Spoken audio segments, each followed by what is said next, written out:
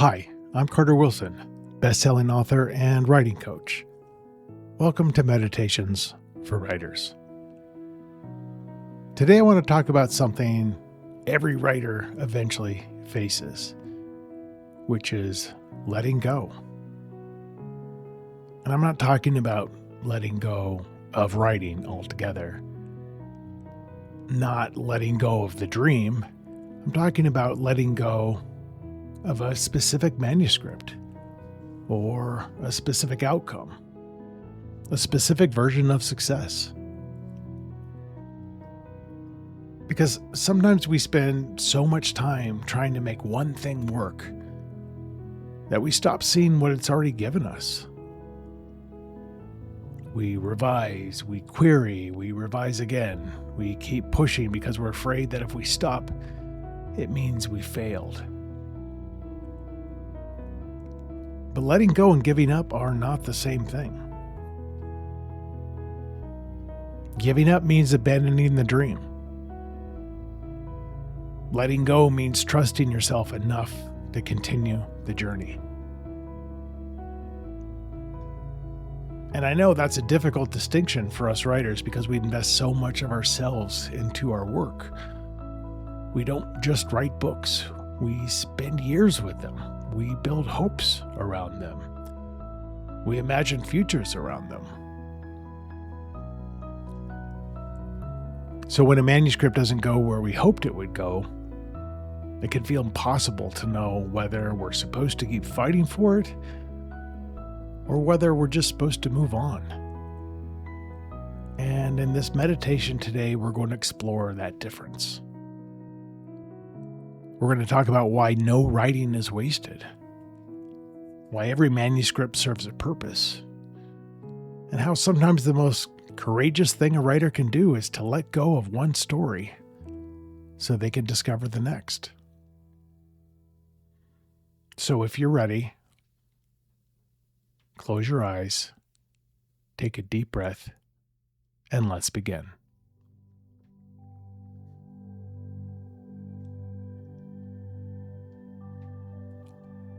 Let's spend a moment with the thing that often keeps us holding on. Fear.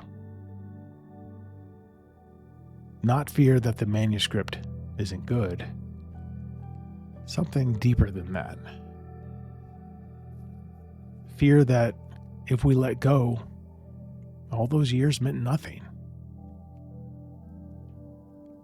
Fear that moving on means admitting failure. Fear that this was our chance. The book, the idea, the story that was supposed to change everything. Now take a slow breath and ask yourself honestly, what am I actually afraid of losing? Not the manuscript and not the query process, not the submission process. What am I afraid this means about me? And just think about that for a moment.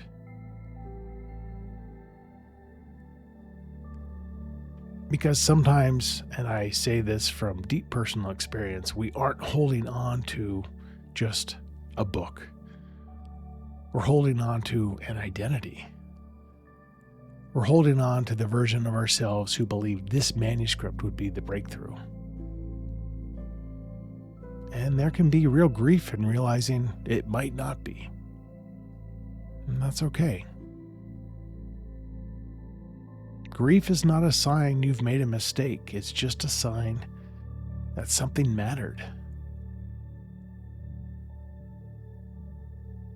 Now relax and take another breath.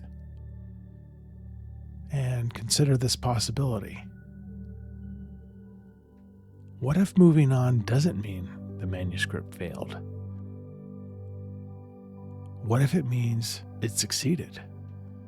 What if it already gave you exactly what it came into your life to give?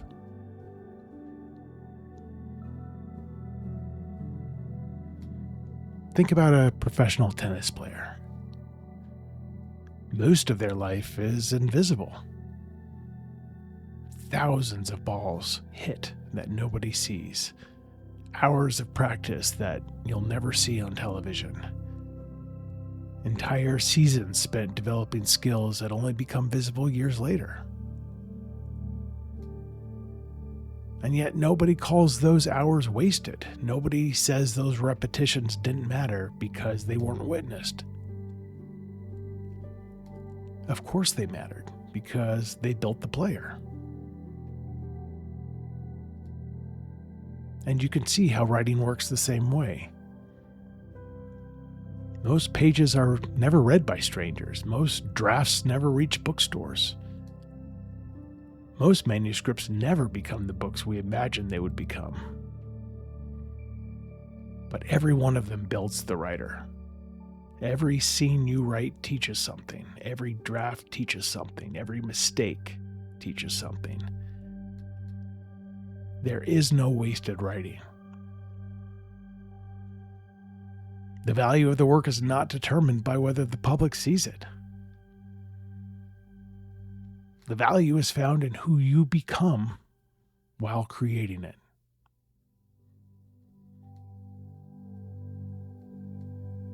And I know all of these things because I lived it.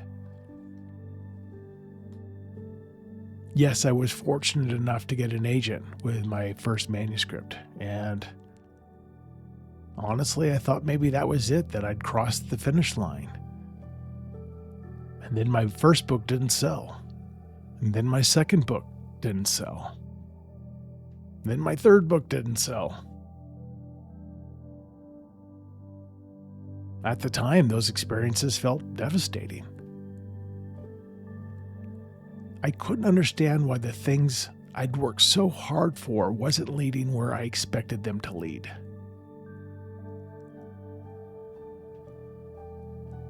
But looking back, I can now see something I couldn't see for myself back then, which was I didn't give up on those books. I let them go. And there's a difference. Giving up would have meant walking away from writing. Letting go allowed me to write the books that eventually found readers.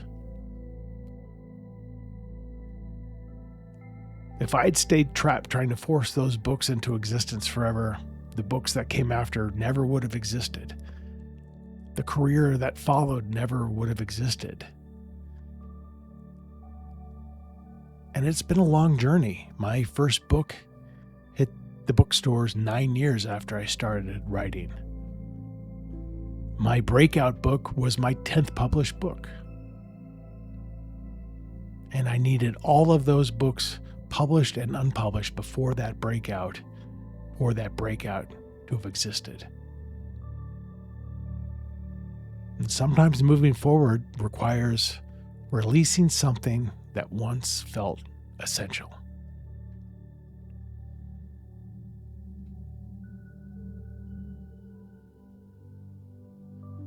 A manuscript can complete its purpose long before it reaches a bookstore shelf. And I think we struggle with that because we often define success by publication. But a manuscript can teach you how to finish. It can teach you how to revise. It can teach you discipline, patience, resilience. It can teach you how to fail and keep going. And sometimes when it's taught you what it came to teach you, letting go is not giving up. It's graduation. The book has already done its job. The question becomes whether you're willing to accept what it gave you.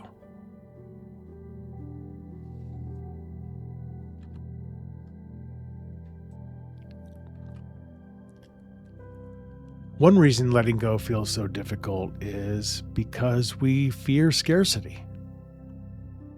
We think, what if this was my best idea? What if this was my one chance and nothing else comes? And I get it. those fears feel real, but they're rarely true. Because if you're truly a writer, ideas don't stop. Stories don't stop. Your curiosity does not stop. The imagination that created this manuscript is already creating another one. The same mind that found this story will find the next one. And the same heart that cared enough to write this book will care enough to write another. So take a slow breath and say to yourself, there will be another story. And feel how different that is from saying, this is my only chance. One creates possibility and the other just creates pressure. And creativity rarely thrives under pressure. It thrives under trust. Trust that there will be another idea, another opportunity. Trust that you are larger than any single project.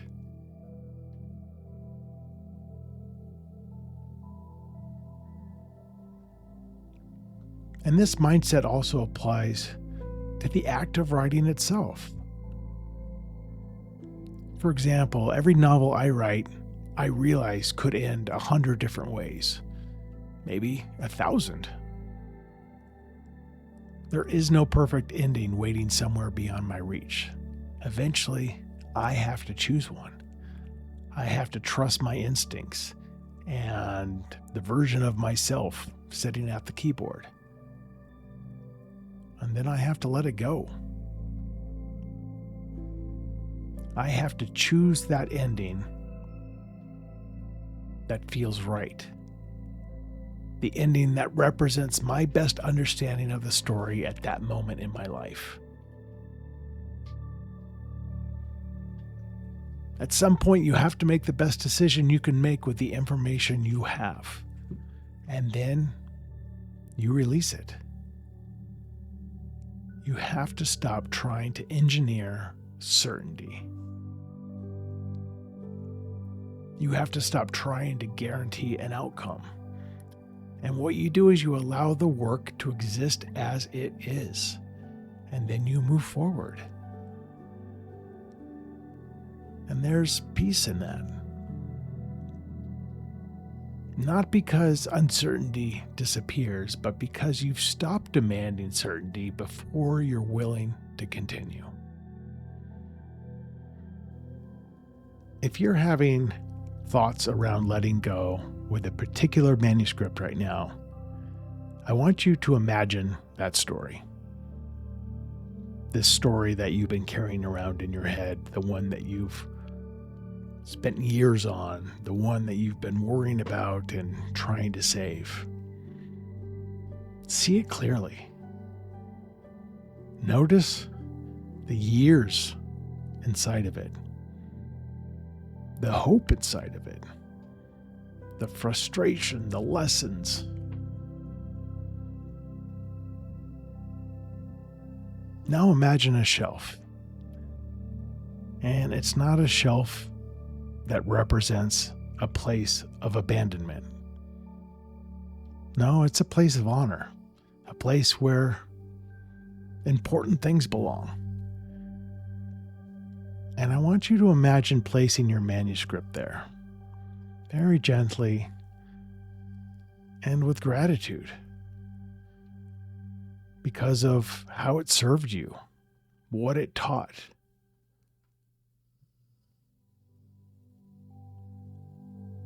And take a breath. And as you place it on that shelf, say to yourself, thank you.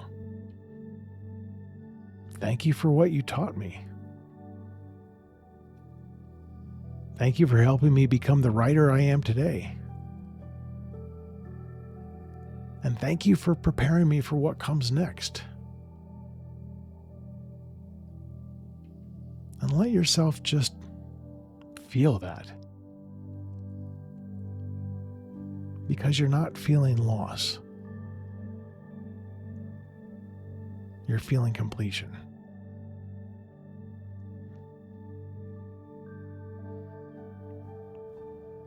And now imagine turning away from that shelf.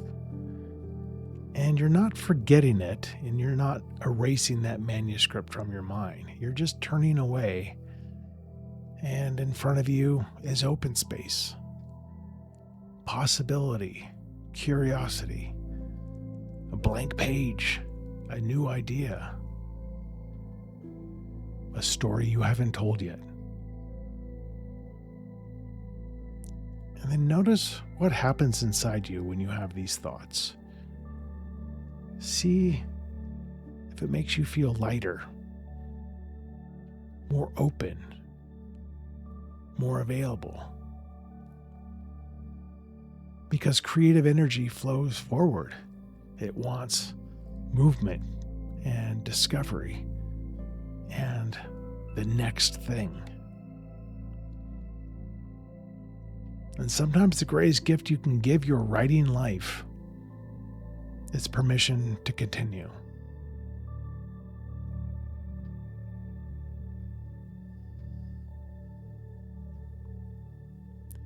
And as we come to the end of this meditation, I want you to take a slow breath in and release.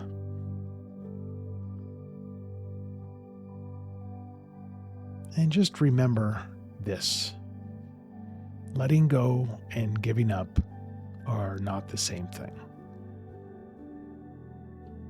Giving up means deciding the journey is over. Letting go means trusting that you've learned what you needed to learn and are allowing yourself to continue. One closes the door, the other opens the next one. The manuscript mattered. The pages mattered. The years mattered. Nothing was wasted. Because every word you write becomes part of the writer you are becoming. And that journey doesn't ever become stagnant.